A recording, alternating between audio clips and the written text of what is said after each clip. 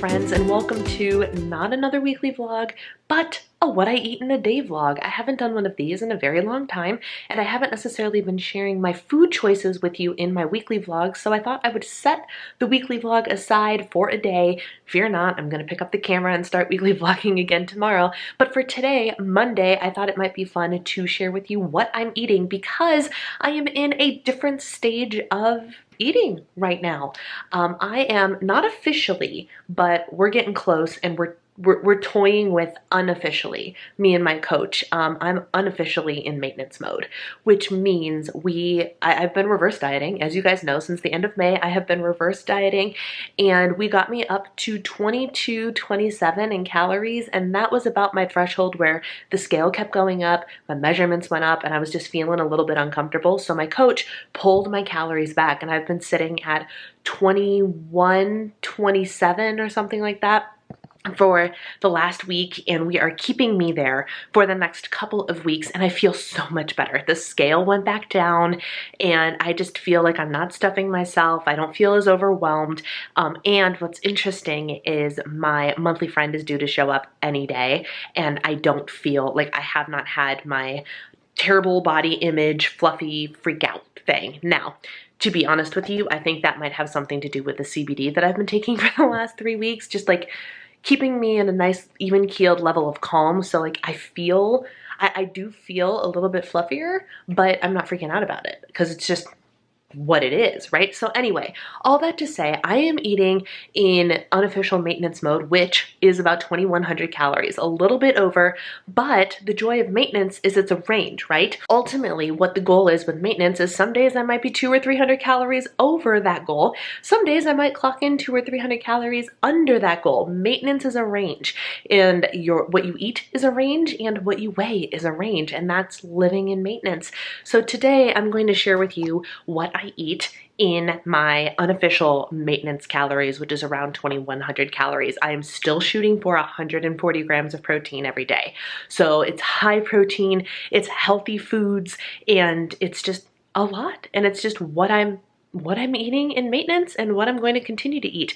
Today is a day of food that is home prepared, most of it, and just not going out. We went out plenty this weekend and had a great weekend, and the joy of maintenance is I can eat out and I don't feel guilty about it at all, which is amazing. I'm actually doing my first week of the Cook Once, Eat All Week cookbook, and I'm doing week 20, and there will be a whole separate vlog on my experience with that, but I did all the food prep yesterday, so today I have to make the first meal, which shouldn't take all that long. So let's get the ball rolling, shall we? For breakfast today, I actually had a bagel. Yeah, a bagel. Hello maintenance, hello carbohydrates.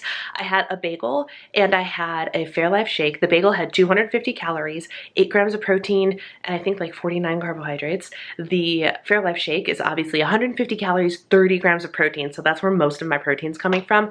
And then I put a full tablespoon of Kerrygold butter on top of my bagel, my toasted bagel, and it was delightful. However, I'm already hungry. Granted, this was like 2 hours ago, 3 hours ago? Almost 3 hours ago that I ate. So it makes sense that I'm hungry, especially since I am where I am in my cycle. My metabolism's a little bit higher, I'm hungrier, PMS, all that jazz. So I'm going to have a snack of a healthy eating on the go bar, my favorite thing, and I put 2 tablespoons of nut pods in my 2 cups of coffee this morning, which was 20 calories. So that's where I'm at thus far. Here is the healthy eating on the go bar. This is my favorite bar to eat. This is the chia bar.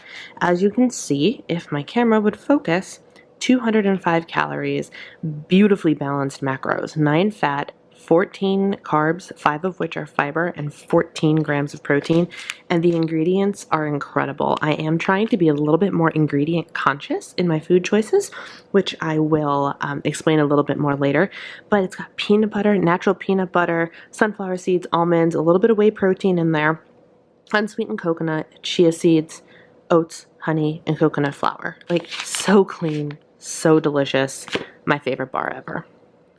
Alright, here is part 1 of my lunch, and I say part 1 because I've been having a little cup of cottage cheese, but I'm saving it for later because I am ravenously hungry today, which is totally fine, but I'm going to space out some of the components of my meals just to help me with that, help me manage that a little bit better, but today might be a day that I go over on calories, which is totally acceptable. Welcome to maintenance mode. So I have a sandwich and I have pretzels. First, I have these Fit Joy pretzels, garlic and basil. They are very garlic and basil-y. They're delicious. They're grain-free pretzels that I got on 5market.com.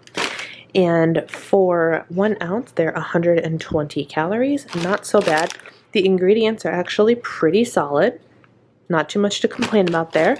And then I have a sandwich. The sandwich is an entire serving of the Primal Kitchen pesto mayo. This is full-fat avocado oil-based mayonnaise, 100 calories. I have 1 slice of sharp cheddar cheese, 4 ounces of smoked turkey breast, and then this is the bread we've been using lately, whole grain Pepperidge Farm thin sliced 15 grain. For 2 slices, it's 140 calories, but the macros are really, really great. If it'll focus. Come on. Come on. 3 grams of fat, 24 carbs, 4 fiber, and 7 protein. Not too shabby. So my whole lunch thus far is 560 calories and 30 grams of protein. Here is my snack. This is a little cup of Good Culture cottage cheese. I'm trying this brand because it was on Target Cartwheel for 50% off, which is a really great price. It is 120 calories and 19 grams of fat. But the other thing I really love about it is the ingredients. Skim milk, whole milk, cream, sea salt, and live active cultures. No fillers, no thickeners, no anything, which the other brands of cottage cheese have, which is frustrating. So I'm really excited. And this is my last one. I bought 4 of them and I'm really, really enjoying it. So I thought I'd chat a little bit more about my desired changes for my eating habits, a little bit about maintenance mode, all of that jazz. First of all, I might have mentioned this earlier, but I'm not officially in maintenance mode yet. I was actually talking with my coach because my monthly payment comes up tomorrow and she's like, what are we thinking? 1 more month, 2 more months? And I was like, well, honestly, like, because we're not officially in maintenance mode yet, obviously I want a whole nother month, but then I'm very aware, both as a coach and as somebody being coached, that being in a reverse diet and being in maintenance are very different. And being in a deficit versus being in a reverse diet is obviously very different. But maintenance in and of itself has its own learning curve, right? And it has this range. It's not just like right now for the reverse diet, and my coach did emphasize this point to me today as I was complaining that I was really hungry. I was having a very hungry morning where I felt like I just couldn't eat enough food. I ate breakfast and then I was hungry, and I ate a snack and then I was hungry, and thankfully that went away. And I asked her, I'm like, well, she first complimented me. She's like, that's great. Hunger is a good thing. It means your metabolism is roaring, which is a good thing, but it's frustrating when you're trying to stick to a specific number, right? There are most days, especially recently, where I have not been concerned about my hunger at all. I have not been hungry. It has been very easy for me to hit my numbers and it's been great. But today I'm ravenous and I'm a day or 2 out from my period. Like, it's totally legit that I'm hungry, right?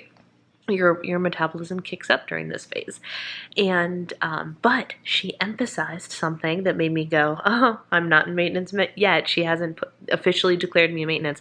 She said she's like, try bulking up your meals with some lighter calorie foods to fill you, because it's important. Because I asked him, like, can I eat more today, because maintenance is a range? And she goes, well, we're still in the experimentation phase and we want to get you as close as to those calories as possible, which was confirmation for me that I am not in maintenance yet. I am almost there. We are basically spending these next couple of weeks. So last week we pulled my calories back, like I said, because the scale was just going up and up and up and I didn't feel good. So we pulled me back about 100 calories, and last week the scale dropped almost immediately 2 pounds and then slowly started creeping up again because of PMS. Which is fine, totally expected. But even still, I'm at my highest PMS weight today. That might not actually be true. Now I can't remember. But regardless, it's still lower than the number I experienced 2 weeks ago or not quite 2 weeks ago, the week before we dropped my calories. So the calorie drop is working, but we're going to hold fast for at least this week and maybe next week too, just to understand what my body does both PMS period and post period. And that will help determine whether or not this is maintenance or if we're going to try and kick me up another 50 calories back to 2,200, something like that. But it is a a monster. It is quite the experience. So today, thankfully, I ate my lunch. You guys saw it, my sandwich and my pretzels, and then I was full. And I worked out and I'm drinking all my water and I still feel satisfied. I just had my snack, feeling good, feeling like I can control myself till dinner. I have dinner tracked. I have my dessert tracked. So, and I have about 100 calories left to mess around with, which feels really good. So maintenance is something I'm very close to, but not quite there yet. And then once I get to maintenance, I get to experience life, like I said earlier, where things are arranged. If I was hungry today and it was maintenance day, I could eat 22, 23, 2400 calories and that's fine. And then later in the week, I can plan for a 1900 calorie day to make up for it. And it's a range, and my weight will spike up a little bit and come back down a little bit. I might have a more active week where I end up in a deficit unintentionally, and then I might have a really lazy week where the food and the activity don't match up and I spike a little bit. And that's living life in maintenance. And it is a crazy thing to think that I will soon be at a point where I will still track. At least at this point in my life, I'm not going to not track.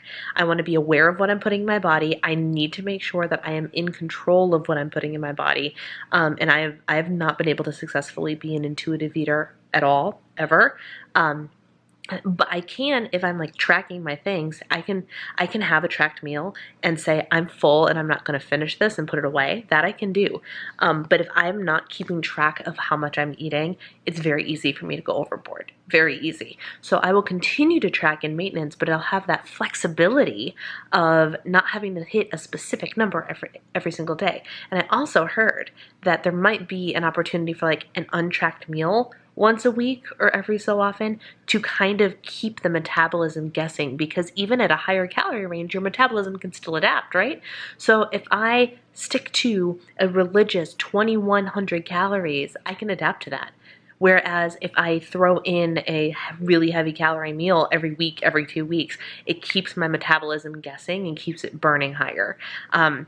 Which is really exciting. And this is stuff I still have to learn about, both from my course and in my experience. But this experience has been a tremendous learning experience for me. But it's been good. It's been very, very good. So that's where I'm at with maintenance mode. And then I want to tell you about my desire to, and I don't know if I have a better term for it. And I know some people hate this term, eat cleaner. I'm the next step in my health journey and my husband's health journey is to actually start paying attention to the ingredients and the things that we purchase. And I've been thinking about this and toying with this for a while. I got the butcher box, which is all grass-fed, organic, high-quality meats, and I really enjoyed everything we had from that, but it's crazy expensive. It's like $150 a box, and I got extra meat in that box from it being my first box, so each extra box would be less product, or you pay more money to get the same amount of product. Because I had free chicken, pork, and ground beef in my first box. That would not be a recurring thing for me. But it was really good, high quality meat. And like things like that started to really get me thinking about like always knowing that there's like the dirty dozen where you should buy them organic, but I'm not an organic food buyer.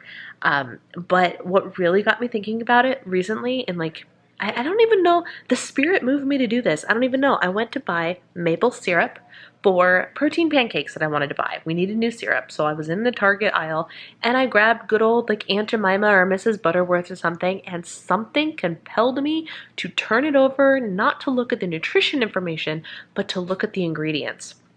And the number of ingredients in a conventionally prepared maple syrup is insane. There's things like canola oil and high fructose corn syrup and all this sugar and this and that and the other thing. All of these ingredients. So just for kicks, I looked at the Good & Gather pure maple syrup and I picked it up and I flipped it over. And you know what the ingredients were? Maple syrup. And I was like, and it was like 3 something a bottle versus 8 something a bottle. And I'm like, you know what? Screw it. I'm going to buy the pure maple syrup. And I did, and I don't regret it. I don't regret it. Was it more calories than the other stuff? Yes, it was. Was it more expensive than the other stuff? Yes, it was. Was it full of a whole lot less crap than the other stuff was? Yes, it was. And so that really kind of got me thinking about like, what else can I clean up? So currently in my refrigerator, I have organic half and half, because for some reason, unbeknownst to me, regular half and half by Good & Gather is milk, cream, and some sort of filler or emulsifier or something, some third ingredient. Organic half and half by the same brand is milk and cream, and that's it. Organic milk, organic cream. And so it got me wondering, what else can I clean up? What other ingredients would it be most beneficial to remove from my diet when possible, and just help kind of take my health and nutrition to the next level? And what's really interesting is my husband made a comment to me the other day as we were eating he was preparing a sandwich, and he asked if any of the chicken that I had prepared was available to be consumed, and I said no, this is all for our Cook Once Eat All Week adventure. But he made a comment. He goes, I feel like I should probably be eating less deli meat, which is processed, and like we don't buy like from the deli, we buy the Good and Gather brand. And I made a comment about how I'm considering starting to make us eat a little bit cleaner, and he was totally on board, which is good news, which is very good news, because that's not necessarily a inexpensive thing to do. And so I want to try and find a way to do it in a budget friendly way. But like the stuff that I've been looking at is like the simple swaps I've been making, like buy the organic or the pure maple syrup, buy the organic half and half instead of the regular half and half. Does it hurt a little bit to pay the difference? Yes, it does. But is it the better choice? Yeah, it probably is. But another thing I want to figure out is like meat. I'm starting to be very passionate about, like, I was watching a video that someone suggested a channel to me called Flav City, who talks a lot about clean eating and things like that. And he has a lot of videos and a lot of opinions on meat products. And one of the things he was talking about was chicken breast. And he's like, you see this budget chicken breast, this store brand chicken breast where the breasts are so freaking huge? This is not normal. And I'm sitting there like, ugh. I know it's true, and I'm the one that I buy that. That's the stuff I buy because we eat so much meat in this house. And so I'm telling you all this because this is going to be not a focus. It is something I'm focused on. It won't necessarily be something my content is focused on, but I do want to make you aware that if you start to see subtle shifts in what I'm eating, higher calorie options that are cleaner options, but I'm more concerned about the cleanliness, horrible word, the simplicity of the food, eating simpler food, right? All the ingredients full of crap, or the 2-ingredient thing, right? The other thing worth noting though is this is not going to be like a pure clean journey. I like things with stuff in them. My favorite protein powder has sucralose in it, and I don't think I care enough to give that up because it's a good protein powder. Maybe I'll find one. The one I have that's a lot cleaner, it's just monk fruit and beef protein isolate. I don't like the monk fruit in it, so I don't know what to do about that. But so like, I'm still going to eat some bread, and I'm still going to eat some processed food, and I'm still going to eat some of this, but I'm trying to also make it so there's less of that in my life in exchange for cleaner options when I have the choice. So that's kind of where my head is at with like taking nutrition and health to the next level even. Like the reverse diet was a big step. Maintenance mode is going to be a big step. Then my first like nutritionally sound cut is going to be a big step, and this is a big step. And it just I'm always on the adventure to do myself one better, you know? There's always an opportunity to level up, and this is my level up, my next level up. So if you are somebody who is a clean eater or eats a little cleaner, what are your tips? What are your tricks? Or what are your favorite product swaps? Let me know in the comments below. All right, friends, I was so hungry when dinner was done that I never actually filmed a clip of me with dinner. That's not entirely true. I did film dinner. I filmed the whole process, but it was for a different video, not for this video. Wow. Lighting, though.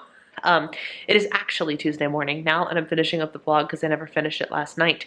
But it has been dark and stormy all stinking day, and it looks like it's, 9 p.m. outside, so hence the wonky lighting. But here is a picture of my meal. It was the first meal out of week 20 in the Cook Once Eat All Week cookbook. Chipotle casserole. It had a base of sweet potatoes and some spinach, and my chicken with a avocado mayo and spice mixture. Very, very good. And my homemade, because it's in the recipe book, but homemade from scratch cilantro lime sauce. Very, very good. Very much looking forward to eating the leftovers again tonight. So it was a great, great thing. And I think it was 488 calories. What's great about the Cook Once Eat All Week cookbook is there's nutrition information for every recipe in the back of the book. So I can track everything really, really easily, which is awesome. So it was 488 calories, like 35 grams protein, something like that. And then I want to show you what I ate for dessert. I had Who chocolate. So this is stupid expensive chocolate. Hue? I don't actually know how, Hue, I think. If that's supposed to be like an umlaut thing. But get back to human. Oh, that makes sense. Hue. Okay. Hue chocolate. Regardless of how you pronounce it, it's very expensive chocolate, but it is very clean chocolate. Very clean. And your girl is a sucker, and this like reaffirmed it. I love salted chocolate. I love, love, love salted chocolate. Anything salted, sweet, I love it, but like salted chocolate, there's something to it, I swear. But what this brand boasts, no palm oil, no refined sugar, no cane sugar, no sugar alcohols, no dairy, gluten, emulsifiers, or soy lecithin. Like, all the things that you really want to try and avoid are not in here. So what is in here, you ask? Well, check out these ingredients. Organic cacao, organic unrefined coconut sugar, which is a preferred sweetener, I guess. I'm still researching, but a lot of people prefer coconut sugar to other things. I guess it's lower on the glycemic index. Organic fair trade cocoa butter and sea salt. That's it. 4 ingredients. That's it. And here is for half of the bar, which isn't very big. So here's what half the bar looks like. It's a solid amount of chocolate, but it's not like eating an entire Hershey bar either. So for this much, for 4 squares, which is what I ate last night, for half of the bar, it is 180 calories, 13 fat, only 13 carbs, 3 of which are fiber, and 2 protein. So super clean, super delicious, really, really not cheap. I think they're like $6 a bar. Normally, they happened to be 20% off on Target Cartwheel, so I actually went to a different Target that actually stocked them in order to purchase them. Like, I made 2 separate pickup orders. I made one that just bought me a couple, then I tried this one and went, holy crap, this is delicious, and I bought 5 more because of the discount. I wanted to be able to stock up. Because dark chocolate like this, quality dark chocolate, is also supposed to be really good for you during your period, which is, of course, where I'm just about to be at soon. So I brought this as a treat to myself. So I've got a whole stash of this to eat when I'm feeling dessert and want to be real clean and healthy. And that is all she wrote for the vlog today. I will put my total number of calories and macros that I consumed for the day over there for you. It was a great day on plan, and I managed to not go crazy over. I managed to control my hunger, and separating out the components of my lunch, like having the cottage cheese a little bit later instead of with my lunch, allowed me to stay even keeled the rest of the day, which was great. So a successful day on my reverse diet, experimenting with maintenance calories diet. I'm so excited that I did so well, especially with PMS and lots of hunger. So on that note, if you like this video, please give it a thumbs up. And if you haven't already subscribed to my channel, I don't know what you're waiting for. Just click that little red button down there. Thanks for watching. Take care. I'll see you guys later. Bye.